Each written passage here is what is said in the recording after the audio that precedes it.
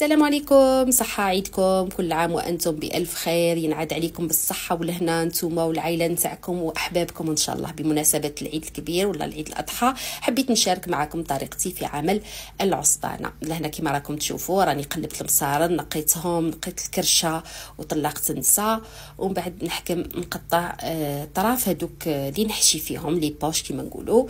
الكرشة طاروا لي 3 طراف، انا راح نحتفظ بهم على جهة، والشي الاخر هذاك اللي يبقى لي راح نحطو في المغميد ونحط عليه الماء السخون شويه تاع ملح، وراح نخليهم يغليو مليح.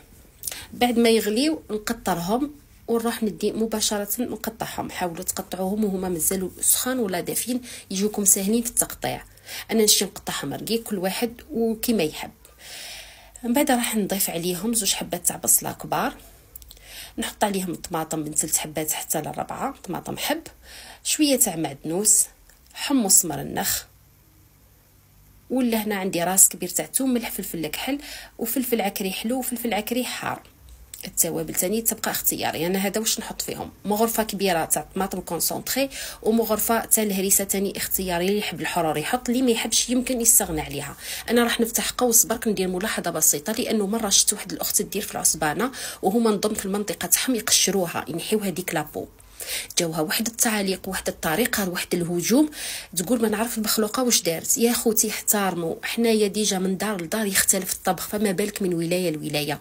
نتوما كي تتفرجوا الانسان راهو يشارك معكم كيفاه تربى على مو على جداته على الاجداد تاعو، الطرق تاعهم تاع الطبخ، فلا داعي لهذا الهجوم هذا اللي غير منطقي.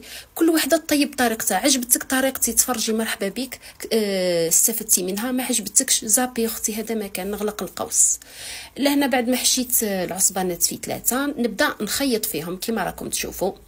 حاولوا تخيطوهم مليح باش ما يخرج لكمش هذوك الدواوات من بعد وانتم تطيبوا فيهم. وهاي لهنا كنت كملت العصبانه، شوفوا زي ما جات ما شاء الله. واش نقول لكم، الريحه راهي تنفنف تاع التوابل.